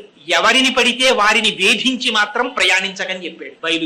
బయలుదేరి తన ముందు తన తండ్రులైనటువంటి సగరులు ఎలా వెళ్ళారో అలాగే రసాతలానికి బయలుదేరాడు. సరే, మొట్టమొదటే కనపడింది ఆ విరూపాక్షం అనేటటువంటి ఏనుగు కనపడింది. ప్రదక్షిణం చేసి నమస్కారం చేశాడు. చెయ్యగానే ఆ విరూపాక్షం ఆశీర్వచనం చేసింది. అక్కడ నుంచి దక్షిణ దిక్కుకొచ్చాడు సగరుల్లాగే. అక్కడికొచ్చి అక్కడ ఉన్నటువంటి ఆ మహాపద్మం అనేటటువంటి ఏనుగుకి ప్రదక్షిణం చేసి నమస్కారం చేశాడు. అదే ఆశీర్వచనం చేసింది. ఆ తర్వాత మిగిలిన ఏనుగులకి నమస్కారం చేశాడు. ఈశాన్య దిక్కుకు వెళ్ళాడు. కపిల మహర్షి ఆశ్రమం కనపడింది, గుర్రం కనపడింది. వెంటనే ఒక నమస్కారం చేశాడు. చేసి ఆ గుర్రాన్ని తీసుకొద్దామని దగ్గరికి వెళ్ళాడు. 60,000 మంది యొక్క భస్మరాశులు కనపడ్డాయి. వల ఏడిచారు. అయ్యయ్యో, నా తండ్రులు 60,000 మంది బూడిదైపోయారు. వీళ్ళకి ఉత్తరగతులు లేవు. ఎందుకని? క్రోధాగ్ని చేత సంహరింపబడ్డారు. అందుకని ఊర్ధలోకాలు లేవు, ఇటు అధోలోకాలు లేవు. ఆ మధ్యలో అంతరిక్షంలో ఎక్కడో వేలాడుతుంటారు. వీళ్ళకి ఉత్తమ గతులు కల్పించాలి. ఎందుకు ఈ మాట? రామాయణంలో కొన్ని తరాల వరకు తప్పించారు దీనికోసం. ఎందుకో తెలుసా అండి? కొడుకై పుట్టినటువంటి వాడి లక్షణము తండ్రి గారి దగ్గర డబ్బట్టుకుపోవడం, తండ్రి గారి ఆస్తి పంచుకోవడం కాదు. మరి ఏమిటి కొడుకు యొక్క లక్షణము? తండ్రికి ఉత్తమ గతులు కల్పించుట, తన కొడుకై పుట్టినందుకు. అందుకని కొడుకు, అటువంటి వాడికే పుత్రుడని పేరు. అందుకని చూశాడు, అయ్యో మా తండ్రులకు నేను ఎలా ఉత్తమ గతులు కల్పిస్తానని బాధపడ్డాడు. అని గబగబా వెళ్ళి అక్కడ నీళ్లు కనపడలేదు, తర్పణలు ఇవ్వాలి. పరిగెత్తుకెళ్లి నీళ్లు తెద్దామని వెడుతున్నాడు. అక్కడి నుంచి వెంటనే ఒక్కసారి మేనమామ గారైనటువంటి గరుత్మంతుడు మాట్లాడాడు కనపడి. అయ్యో నాయనా, వీళ్ళు మరణించినటువంటిది సామాన్యమైనటువంటి దోషం చేత మరణించలేదు, మహానుభావుడైన కపిల మహర్షి యొక్క ఆగ్రహం చేత మరణించారు. వీళ్ళకి సామాన్య జలాలతో తర్పణ కుదరదు. హిమవంతుని యొక్క పెద్ద కుమార్తె అయిన గంగమ్మ తల్లిని తీసుకొచ్చి ఆ గంగా జలాలతో వీళ్ళకి తర్పణ ఇవ్వాలి. ఆ గంగ వీళ్ళ భస్మరాశుల మించి ప్రవహించాలి. అప్పుడు వీళ్ళకి ఉత్తమ గతులు వస్తాయి. అప్పటి వరకు రావన్నాడు. చూశాడు, విన్నాడు. ఒక్క సుపర్ణ వచనం శ్రుత్వా సోంశుమాన్ అతివీర్యవాన్ త్వరితం హయమాధాయ పునరాయాన్ మహాయశాహ అన్నారు. ఆ గుర్రాన్ని తీసుకుని బాధపడుతూ వచ్చి సగర చక్రవర్తికి ఈ వార్త చెప్పి యజ్ఞాన్ని పూర్తి చేశాడు. సగర చక్రవర్తి విశ్వ ప్రయత్నం చేశారు తన కుమారులకి ఉత్తమ గతులు కల్పిద్దామని. కానీ పెద్దవాడైపోయాడు, శరీరాన్ని విడిచిపెట్టేశాడు. ఆ తరువాత అంశుమంతుడు రాజయ్యాడు. మీరు ఒక్క విషయం జ్ఞాపకం పెట్టుకోవాలి. రామాయణంలో వంశంలో వీళ్ళందరూ రాజులైనప్పుడల్లా ఇదే చెప్తుంటారు మహర్షి. వీళ్ళందరికీ ఏమిటి కోరికంటే గంగ తీసుకురావాలి ఆకాశంలోంచి. అంశుమంతుడు రాజయ్యాడు. ఎలాగైనా గంగని తీసుకొచ్చి మా పితరుల్ని ఉద్ధరించాలనుకున్నాడు. కానీ ఆయన తపస్సు చేయలేకపోయాడు, గంగని తేలేకపోయాడు, శరీరాన్ని విడిచిపెట్టేశాడు. దిలీపుడు రాజయ్యాడు.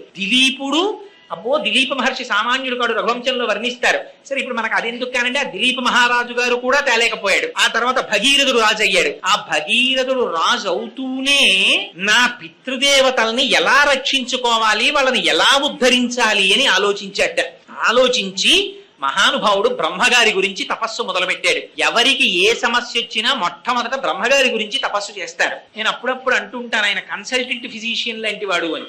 అందుకని ఆయనతోనే మొట్టమొదటి తపస్సు ప్రారంభం. ఆయన తపస్సు కూడా ఎలా చేశాడో తెలుసా అండి? భగీరథుడు బ్రహ్మగారి గురించి ఇలా తపస్సు చేసేశాడండి, బ్రహ్మగారు ప్రత్యక్షమైపోయారండి అలా ఏం చెప్పలేదు రామాయణంలో. చతుర్ముఖ బ్రహ్మగారిని సాకారముగా ఈ కన్నులతో దర్శనం చెయ్యడానికి, తన పితృదేవతల్ని ఉద్ధరించడానికి భగీరథుడు ఎంత ప్రయత్నం చేశాడో చూడండి. ఇవాళ సంవత్సరానికి ఒక్క రోజు తండ్రికి తద్దినం పెట్టడానికి మనకి టైం ఉండట్లేదు. మనం రామాయణానికి వారసులం, సిగ్గుపడాలి మనం నిజంగా. ఆ భగీరథుడు ఎంత తపస్సు చేశాడంటే ఊర్ధ్వబాహు పంచతప అని, ఊర్ధ్వబాహు పంచతప మాసాహారో జితేంద్రియ దస్యవర్ష సహస్రాణి ఘోరే తపసి తిష్ఠిత అన్నారు. ఆయన మామూలుగా తపస్సు చేయలేదట. ఊర్ధ్వబాహు రెండు చేతులు పైకెత్తి ఇలా పెట్టేట, 10 నిమిషాలు పెడితే గోడలు నిప్పెడతాయి మనకి, అలా పెట్టి ఉండిపోయేట ఊర్ధ్వబాహు. పోనీ అలా ఉండడం కాదుట, పంచతప శరీరాన్ని ఎంత శోషింపజేశాడంటే 4 పక్కల అగ్నిహోత్రాన్ని పెట్టుకున్నట్ట. కన్నులు ముయ్యకుండా సూర్య భగవాను అలా చూస్తూ ఉండేవట. ఎంత క్లేశం చూడండి నిజంగా. ఊర్ధ్వబాహు పంచతప మాసాహారో. పోనీ ఇలా ఉండడానికి ఏమంటే కాళ్ళు నిప్పెడతాయని బి కాంప్లెక్స్ మాత్రలు వేసుకోవడం, ఆ ఛాంబర్ ఏసీ చేసుకోవడం ఇలాంటివేం లేవు. అలా ఉన్నప్పుడు మాసాహారో నెలకొక్కసారి మాత్రమే ఆహారం తినేవట. ఇది కూడా పోనీ ఇంత బాధపడుతున్నాడని ఇక్కడ గోడ నెప్పెడుతోందని తెలియడం, కళ్ళల్లోంచి నీళ్లు వస్తున్నాయని తెలియడం ఇవేం కాదుట. జితేంద్రియ.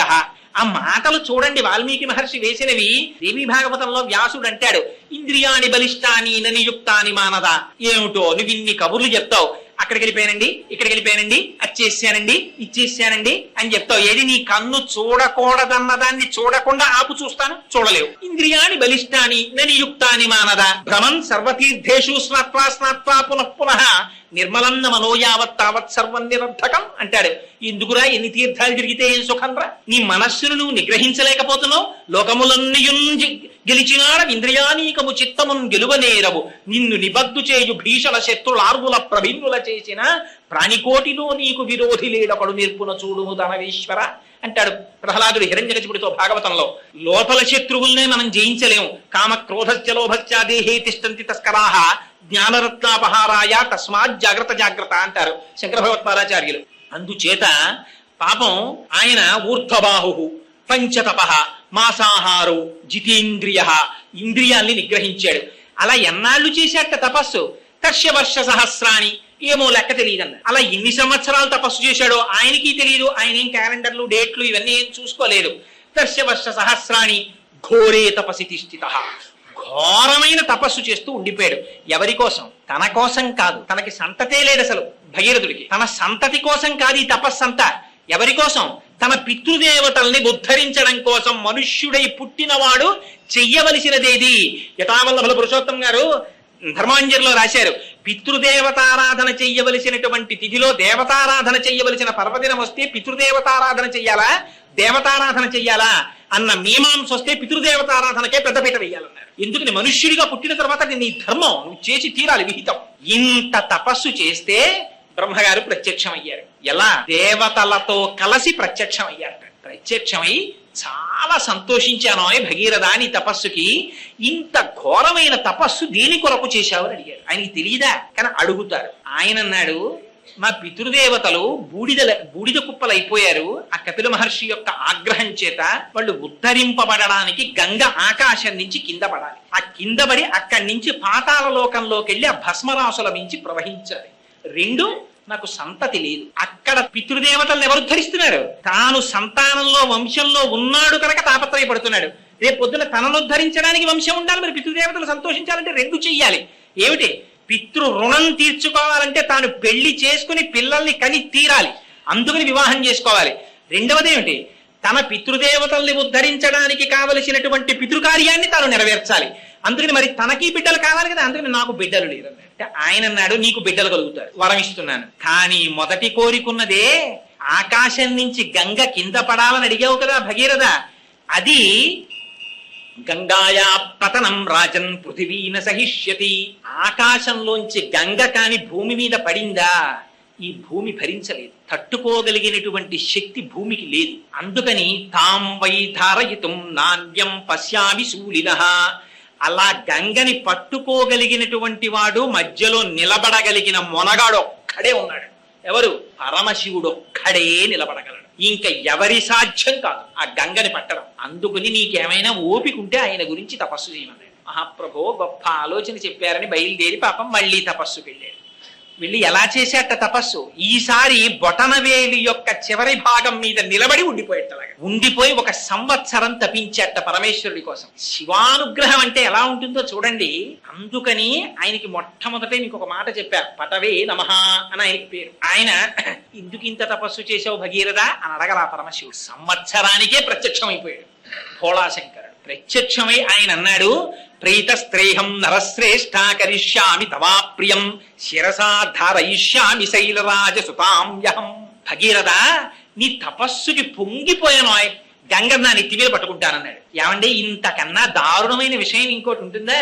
ఏమండి, మేము 7 అంతస్తుల బిల్డింగ్ కట్టుకుంటున్నాం, ఆ పైనుంచి కొంచెం నీళ్లు కిందకు వదిలేయాలి, ఈ మధ్యలో పట్టుకుంటే ఆ ఫౌండేషన్ దెబ్బతింటుంది, కాస్త మీరు పురాణం బాగా చెప్తారు కదా, వచ్చి కొంచెం మీరు నించుంటారా అని అడిగాడు అనుకోండి. ఎవడి నెత్తినైనా నీళ్లు గుమ్మరిస్తే పట్టుకునేవాడు ఉంటాడండి ప్రపంచంలో. దానికి ఒప్పుకున్నాడు ఆయన. ఇది పరమశివుడి యొక్క సౌజన్యం అంటే. ఎలా అడిగితే కాదు, అడగకుండా నేను వచ్చి పట్టుకుంటాను. ప్రీతస్తేహం నరశ్రేష్ఠ కరిష్యామి తవాప్రియం శిరసా ధారయిష్యామి శైలరాజసుతాంయహం. నేను పట్టుకుంటాను అని రమ్మన్నారు. తీసుకెళ్లారు. మహానుభావుడు హిమాలయ పర్వతముల మీద నించున్నాడు. నించుని నడుము మీద 2 చేతులు వేసుకుని నిలబడ్డాడు. పడమన్నాడు గంగని. పడమంటే ఆ గంగ ఆకాశంలోంచి బయలుదేరింది. బయలుదేరి మంచి ప్రవాహంతో బయలుదేరి వచ్చేస్తోంది కింద పడదామని. ఎందుకని బ్రహ్మగారు అనుజ్ఞనిచ్చారు. పరమశివుడు అలా నిలబడిన నాడు నువ్వు కిందకు పడని చెప్పాడు. అందుకని వచ్చి చూసిందిట పరమశివుడిని. కింద చూసి ఒక పెద్ద నవ్వు నవ్విందిట. ఏమిటో విర్రాడు, నన్ను పట్టుకుంటానని నించున్నాడు. అక్కడి నుంచి నేను కింద పడితే ఆ బుర్ర ఉంటుందా? అదిరిపోతుంది. తెలియక చాలా మంది జలపాతాల కిందకి వెళ్ళి కపిల తీర్థంలోనూ అక్కడ ముందు గబుక్కును బోడిగుండు పెట్టేస్తారు. పెట్టేసిన తర్వాత తల అదిరిపోతుంది. అమ్మో, అప్పుడు 2 చేతులు పైనెట్టుకుని మళ్ళీ జలపాతం కింద నిలబడుతూ ఉంటారు. జలపాతం కిందే నిలబడలేం కదా, పైగా జలపాతం కింద స్నానం చేస్తే ముందు సంతోషంగా ఉంటుందండి. 15 నిమిషాల జలపాతం కింద మీరు స్నానం అదే పనిగా చేసేసి వచ్చేసారనుకోండి, తల దర చప్పుడు ఉండిపోతుంది. ఎందుకంటే ఆ నీళ్లు పడిన సౌండ్కి అది అబ్జార్బ్ చేసుకుని ఉంటుంది. ఆ తర్వాత కాసేపు రైలు ఎక్కినా బస్సు ఎక్కినా ఇది ఎప్పటికీ తగ్గుతుందని భయం వేస్తుంది మనకి. అందుకని అలాంటిది గంగావతరణాన్ని భరించడమా? ఏమిటో విర్రాడిలా నించున్నాడు పాపం. ఓ పని చేస్తాను, వచ్చి ఇంతలా నించున్నాడు కదా, అందుకని ఈయనకి ఇచ్చే కానుక ఏమిటంటే, నేను మొసళ్లతో, తాబేటికాయలతో, ఎండ్రకాయలతో, చేపలతో పైనుంచి కింద పడి ఈయన అహంకారం పోయేటట్టుగా ఈయన్ని కూడా పాతాళానికి ఈడ్చుకుపోతానండి. ఆయనకి తెలిసిందన్నారు పరమశివుడు. ఎలా తెలుస్తుంది? ఆయన సర్వభూతముల యందు ఉంటాడు. శివుడు లేకపోతే మంగళం ఎక్కడుందండి? లోపల ఆయన ఉన్నాడు కాబట్టి మంగళం. బాగున్నారా బాగున్నారా బాగున్నారా అని పిలుస్తారు. ఒక్కసారి ఆయన బయటికి వెళ్ళిపోయాడు అనుకోండి, షీ పోతుంది, షా అవుతుంది. అది శవం అయిపోయి చాపేసి బయట పడుకోబెట్టేస్తాడు. అందుకని ఆయనకి తెలియదు ఎక్కడ ఎవడేమనుకుంటున్నాడో. అందుకని ఆయన లోపల ప్రవేశించాడు. శివుని ఆజ్ఞ లేనిదే చీమైనా పుట్టదు. 3వ కంటి వాడికి తెలియకుండా చేసేయింది అంటారు. 3వ కంటి వాడికి తెలియకుండా కాదు, 3వ కంటి వాడికి తెలియకుండా ఏది అవ్వదు. 3 కళ్ళు ఉన్నవాడు అన్ని చూస్తూ ఉంటాడు. 3వ కంటికి తెలియకుండా అంటే ఈ 2 కళ్ళకే తెలియాలి సుమాన్ దాని అర్థం. 3వ కంటికి తెలియకుండా అనడానికి 3వ కంటి వాడికి తెలియకుండా ఎవడి సాధ్యం కాదు. అది అసలు విన్నవాడు ఏమనాలి, నేను చేయలేను సార్ అయితేనన్నాను. కానీ వీడంటాడు అలాగే సార్ చేసేస్తానంటాడు. 3వ కంటి వాడికి తెలియకుండా వీడు చేయడం ఏంటి, అలా చేస్తాడు. అందుకని ఆయనకి తెలియదా? అందుకని ఆయన గంగ యొక్క అహంకారాన్ని పసిగట్టాడు. ఓహో గంగా, ఇంత అహంకరిస్తున్నావు కదా, నీకు ఒక పాఠం నేర్పుతాను అనుకున్నాడు. ఆయన జటాజూటాన్ని విస్తరించాడు. విస్తరిస్తే అది పరమ పవిత్రము అన్నారు. ఎంత పవిత్రం అంటే పరమశివుని యొక్క జటాజూటం, అది హిమవత్ పర్వతం ఎంత పవిత్రమో అంత పవిత్రంగా విస్తరించింది. ఆ పైనుంచి గంగ ఒక్కసారి ఆ జటాజూటంలోకి పడింది. పడేటప్పటికీ ఎటువంటి గంగ? పుణ్యే రుద్రస్య మూర్ధని, ఆయన యొక్క మూర్ధ భాగమునందొచ్చి పడింది. పడగానే గంగ అనుకుంది నేను శివుణ్ణి ఈడ్చుకుపోతాననుకుంది. పరమశివుడు ఏం చేశాడు? జటాజూటాన్ని విస్తరించాడు. 1 సంవత్సర కాలం అయిపోయిందిట. ఒక నీటి చుక్క కింద పడలేదు. ఆ జటాజూటంలో తిరుగుతూనే ఉంది పాయల నిండా.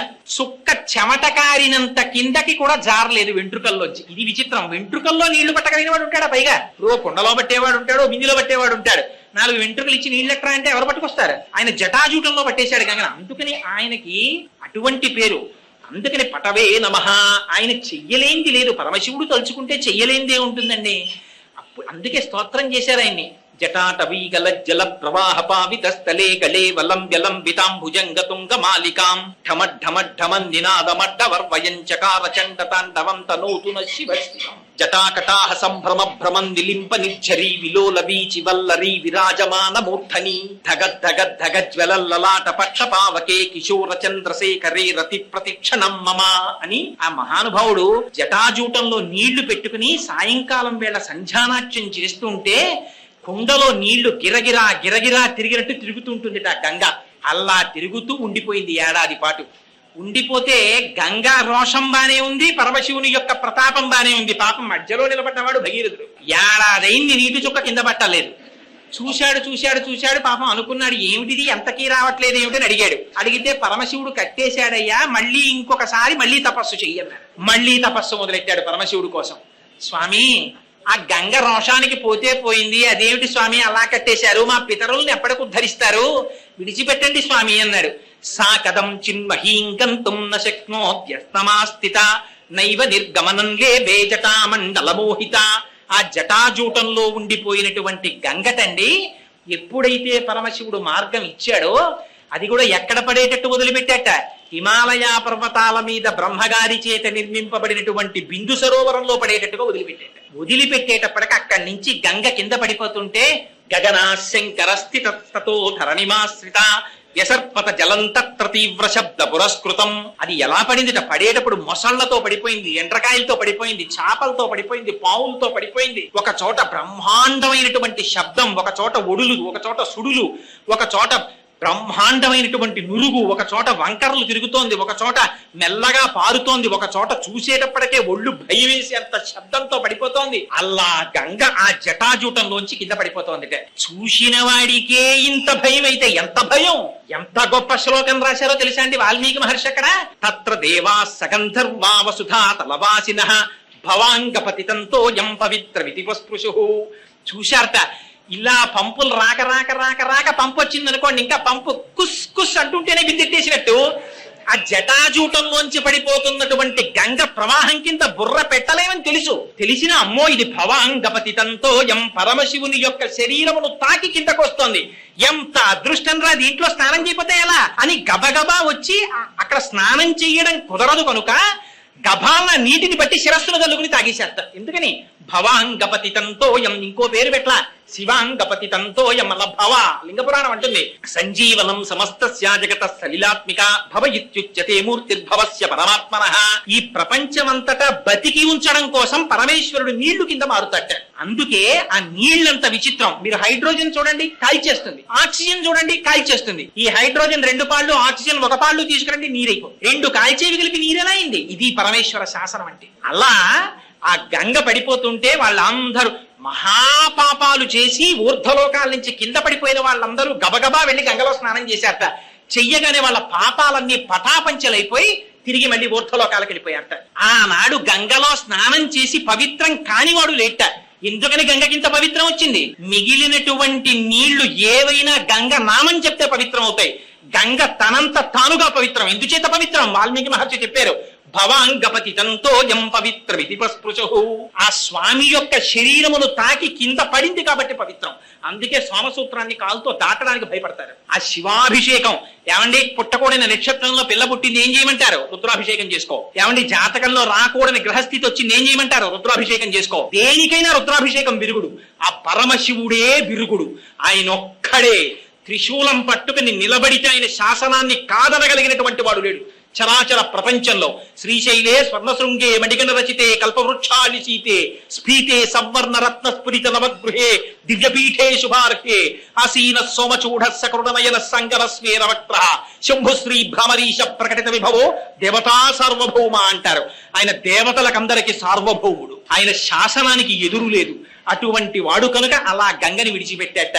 రంగ తుంగ తరంగ సంఘములతో రంజిల్లు ఘోషంబుతో బంగారంబగు పొంగుతో నురగతో పువ్వాట తుంపర్లతో భంగుల్సల్పుచు జంఘలించుచన భవోభాగము నుండి జారం గంగమ్మను దల్చితే శిరమునన్ రంజిల్లు తుంశంకర అంటారు. ఆ నురగలతోటి ఆ తుంపర్లతోటి ఆ గంగ తగిలి కింద పడిపోతుంటే ఒళ్ళు తుడుచుకున్న బట్ట ఎలా తడిగా ఉంటుందో అలాంటి తడితో ఆయన జటాజూట ఉంటుందిట.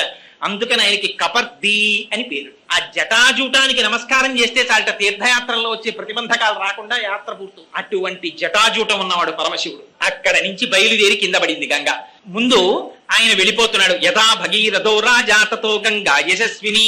ఆ ముందు భగీరథుడు రథం మీద వెళ్ళిపోతున్నాడు, ఆ వెనకాతలే గంగ కూడా వెళ్ళిపోతుంది. ఆయన ఎటు దారి చూపిస్తే అటు వెళ్ళిపోతోంది. ఆ భగీరథుడు జిహ్ను మహర్షి ఆశ్రమం పక్క నుంచి వెళ్ళిపోయాడు. వెళ్ళిపోయేటప్పటికి గంగ మామూలుగా వెళ్ళిపోతుందా? ఆయన అంటే మామూలుగా వెళ్ళిపోతాడు రథంతో. అపారమైనటువంటి వేగంతో వెనకాతల ప్రవహిస్తూ వచ్చేసింది. వచ్చి జిహ్ను మహర్షి యొక్క ఆశ్రమాన్ని ముంచెత్తేటప్పటికి ఆశ్రమం కొట్టుకుపోయింది. చూశారు మహర్షి, ఏమే గంగా, ఎంత అహంకారం, నా ఆశ్రమాన్ని తుడిచిపెడతావా? చూడు ఏం చేస్తాను అని తన అరచేతిలోకి తీసుకుని గంగను తాగేశాడు. తాగేసేటప్పటికి చుక్క గంగ లేదు. పాపం భగీరథుడు ముందెళ్ళిపోతున్నాడు, వెనకాతల చప్పుడు ఆగిపోయింది. వెనక్కి తిరిగి చూస్తే గంగ లేదు. ఏమిటిది అల్లరై మళ్ళీ వెనక్కి వచ్చాడు. దేవతలు వీళ్ళందరూ స్నానం చేస్తున్న వాళ్ళు హడిలిపోయి గబగబా దిగి వచ్చేశారు. ఇది తపోశక్తి అంటే. ఇంత పరమశివుని యొక్క శరీరమునకు తగిలి వచ్చినటువంటి గంగని పుక్కిటి బట్టి తాగేశాడు జోడు. తాగేస్తే వచ్చాయన పాదముల మీద పడ్డాడు. స్వామి, ఏదో గంగ రోషానికి పోయింది, అది నీటి ధర్మం ముంచెత్తింది. అంత మాత్రం చేత నన్ను కరుణించండి, నా పితృదేవతలు ఉద్ధరింపబడాలి, మీరు విడిచిపెట్టండి అన్నాడు. అయితే నీ కోసం విడిచిపెట్టేస్తున్నాను అన్నారు. ఇది ఉత్తమే క్షణకోపస్యామధ్యమే ఘటికాద్వయం అథమే స్యాదహోరాత్రం పాపిష్టే మరణాంతక. ఎప్పుడైనా గుర్తుపెట్టుకోండి, వాడు ఎలాంటి వాడో ఎలా తెలుసుకోవచ్చో తెలుసా అండి? అస్తమానం కనపడినప్పుడల్లా 1973లో వాడు అలా చేసి ఉండకపోతేనండి అని వాడు అంటున్నాడు అనుకోండి, వాడు పాపిష్టే మరణాంతక. వాడు పాపిష్టి వాడు అనమాట. వాడు చచ్చే వరకు అలాగే చెప్పుకుంటూ ఉంటాడు జరిగిన పొరపాటుని. ఇలా కోపం వచ్చి అలా తగ్గిపోయింది అనుకోండి. ఉత్తమే క్షణకోపస్య మధ్యమే ఘటికాద్వయం. కోపం చేత వాడు ఎలాంటి వాడో నువ్వు నిర్ణయం చేసుకొని ప్రిస్క్రిప్షన్ రాసి ఇచ్చేశారు పెద్దవాళ్ళు. జహ్నువు మహోత్తముడు కనుక, మహర్షి కనుక ఇలా వచ్చిన కోపం అలా పోయింది. అయ్యో నీ కోసం విడిచిపెట్టేస్తున్నానయ్యా అన్నాడు అని తన చెవుల్లోంచి విడిచిపెట్టేశాడు గంగని. జహ్నువు యొక్క చెవుల్లోంచి వచ్చింది కాబట్టి జాహ్నవి. తస్మాత్ జహ్ను సుతా గంగా జాహ్నవి జాహ్నవి ప్రోచిత. ఆ జహ్నువు యొక్క చెవుల్లోంచి వచ్చింది కాబట్టి జాహ్నవి అని పేరు పెట్టుకుని మళ్ళీ భగీరథ రథానుగా, భగీరథుడు ఎటువైపు నడిస్తే అటువైపు ఆ రథాన్ని అనుసరించి వెళ్ళిపోయింది. చిట్ట చివర పాతాళ లోకానికి వెళ్ళింది. వెళ్ళి ఒక్కసారి అక్కడ ఉన్నటువంటి 60,000 మంది సగరుల యొక్క భస్మరాశుల నుంచి ప్రవహించింది. వెంటనే వాళ్ళందరికీ ఉత్తమ గతులు కలిగాయని మనకెలా తెలుసు అంటే భస్మస్యథా ప్లుతే రామ అని వెంటనే అక్కడికి చతుర్ముఖుడైనటువంటి బ్రహ్మగారు ప్రత్యక్షం అయ్యారు. రాజాన నిదమబ్రవీత్. ఆ భగీరథుడితో ఈ మాట చెప్పారు. ఏమని? భగీరథ, నువ్వు చేసినటువంటి ప్రయత్నం చేత ఇవాళ గంగ ఆకాశంలోంచి కింద పడి ప్రవహించి నీ పితృదేవతలైనటువంటి ఈ సగరులను 60,000 మందిని ఉద్ధరించింది. వాళ్ళు స్వర్గలోకానికి వెళ్ళారు. ఈ సాగరములలో నీరు ఎంతకాలం ఉంటుందో అంతకాలము నీ పితృదేవతలు స్వర్గలోకంలో ఉంటారు. నీకు వరం ఇస్తున్నాను. అంతేకాదు, ఇంతకు ముందు ఆకాశంలో ప్రవహించినటువంటి గంగకి మందాకిని అని పేరు. ఆ తర్వాత హిమాలయ పర్వతముల మీద పడి భూమి మీద ప్రవహించినటువంటి గంగకి నువ్వు కష్టపడి తెచ్చావు కనుక నీ పేరు మీద భాగీరథి అని పేరు. అది పాతాళ లోకానికి వెళ్ళినప్పుడు భోగవతి అని పేరు. పాతాళ లోకానికి వెళ్ళిన గంగ మళ్ళీ భూమి మీదకి వచ్చింది. తెలుసా అండి మీకు? వచ్చింది. ఎక్కడుందో తెలుసా? ఇప్పటికీ మీరు ఇప్పటికీ పాతాళ లోకానికి వెళ్ళిపోయినటువంటి గంగ పైకొస్తే దాంట్లో స్నానం చెయ్యాలనుకుంటే ఉంది. ఇప్పటికీ వెంకటాచలం కొండ కింద ఉన్న కపిల తీర్థంలో ఉన్నటువంటి సరోవరం, ఆ కపిల మహర్షి పూజ చేసినటువంటి శివలింగం భూమిని బ్రద్దలు చేసుకుని పైకొస్తే కామధేనువు శివలింగం మీద గిట్టపట్టి మా వర్ధస్య ఇంక పెరగకు అని అడిగింది. అందుకే కపిలలింగం మొదటి దగ్గర తెల్లగా ఉంటుంది, మధ్యలో బంగారంలా ఉంటుంది, చివర ఎర్రగా ఉంటుంది, పైన కాలి గిట్ట ఉంటుంది, పశ్చిమాభిముఖంగా ఉంటుంది, 5 ముఖాలుంటాయి, 3వ కన్ను ఉంటుంది ఇప్పటికి కపిలలింగానికి. దాని ఎదురుగుండా ఏర్పడినటువంటి సరోవరమే భోగవతి నది పైకొచ్చినటువంటి తీర్థం. ఇప్పటికీ కార్తీక మాసంలో పౌర్ణమి రోజున మిట్ట మధ్యాహ్నం 12 గంటల వేళ 10 నిమిషాల పాటు ఈ బ్రహ్మాండములలో ఉన్న సమస్త తీర్థములు వచ్చి అక్కడ పుష్కరిణిలో చేరుతాయి. అక్కడ స్నానం చేస్తే వాళ్ళకున్నటువంటి పాపరాశి అంతా ధ్వంసం అయిపోతుంది ఇప్పటికీ. అందుకే ఆశ్వీజ మాసంలో కపిలేశ్వరంలో కపిలలింగానికి అన్నాభిషేకం చేస్తారు. 450 కిలోల అన్నం వండి నమక చమకాలు చెప్తూ అన్నంతో అభిషేకం చేసి అన్నలింగం పెడతారు. ఆ లింగం మీద మళ్ళీ అన్నలింగం పెడతారు. 3 గంటలకి ఆ లింగాన్ని తీసి పుష్కరిణిలో నిమజ్జనం చేస్తారు. చేసి కూరగాయలు, పెద్ద పెద్ద ఆనపకాయలు, పొట్లకాయలు, కాకరకాయలు, ఇవన్నీ కాయలుగా ఉడికించేస్తారు. ఉడికించి వాటితో త్రిశూలం, నాగాభరణాలు, మూడో కన్ను ఇవన్నీ పెడతారు.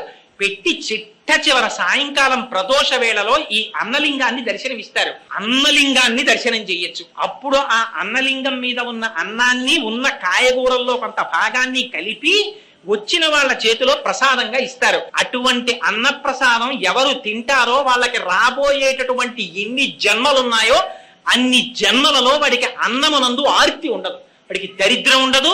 ఇది నువ్వు తినకు అని డాక్టర్ల చేత వాడు చెప్పబడడు. ద్రాపేయం ధస్సస్పతే దరిద్రం నీలలోహిత. అడుగుతున్నాం కదా తెల్లవారు లేస్తే, స్వామి మాకు ఎటువంటి ఉపద్రవం రాకుండా చతుష్పదే, ఆ 4 పాదాలున్నవి, విపదే, ఇవన్నీ సంతోషంగా ఉండాలని. అదిగో అక్కడికి వచ్చింది భోగవతి మళ్ళీ పైకెక్కి. కానీ గంగావతరణం మాత్రం త్రిపథగా వరకు చెప్పారు. ఆ పడినప్పుడే ఆ గంగ హిమాలయ పర్వతాల మీద పడినప్పుడు 3 పాయలు తూర్పు దిక్కుకు వెళ్ళిపోయాయి. వాటికే లాదిని, నళిని, పాదిని అని పేరు. ఈ 3 పాయలు తూర్పు ముఖంగా వెళ్ళాయి, 3 పాయలు పశ్చిమాభిముఖంగా వెళ్ళిపోయింది నీరు. ఆ 3 పాయలు ఇటుపక్కకి వెళ్ళిపోయినటువంటి వాటికే సుచక్షువు, సీత, సింధువు అని పేరు. 7వ పాయ భగీరథుడి వెనకాతలు వెళ్ళింది, అది భాగీరథి. ఇగో ఈ గంగావతరణ ఘట్టాన్ని ఎక్కడ చెప్తున్నారో, ఎవరు వింటున్నారో, ఎవరు ఆ గంగమ్మ తల్లి తల మీద పడుతున్నటువంటి పరమశివుని యొక్క మూర్తికి ఒక్క నమస్కారం చేస్తున్నారో, కదా నిలింప నిర్జరీ నికుంజకోటరే వసన్ విముక్త దుర్మతి సదాశరస్తమంజలింబహం విముక్తలోలలోచనల్లలాటపాల లగ్రక శివేతి మంత్రముచ్చర సదా సుఖీ భవామ్యహం అంటాడు రావణాసుడు. నేను ఆ 3వ కన్ను కలిగినటువంటి మహాదేవుడైన పరమశివుడికి నమస్కరించునుగాక అంటాడు. ఆ గంగావతరణం జరుగుతున్నటువంటి సన్నివేశాన్ని మనస్సులో ఒక్కసారి ధ్యానం చేసి ఆ పరమశివుని పాదములకు నమస్కరించినటువంటి వారికి ఇతపూర్వమున్నటువంటి పాపరాశి ధ్వంసం అవడమే కాకుండా సమస్త దేవతల యొక్క అనుగ్రహం వాళ్ళకి కలుగుతుందని, విశేషించి శివుని యొక్క అనుగ్రహం కలుగుతుందని, ఆ కారణం చేత వారు కోరుకున్న కోరికలు తీరడమే కాకుండా వాళ్ళకి సర్వ విధముల శ్రేయస్సు కలుగుతుందని వాల్మీకి మహర్షి రామాయణంలో చాలా తక్కువ విషయాలకి మాత్రమే ఫలస్తుతి చెప్తారు. అలాంటిది గంగావతరణ ఘట్టానికి విశేషమైనటువంటి ఫలస్తుతి చెప్పారు.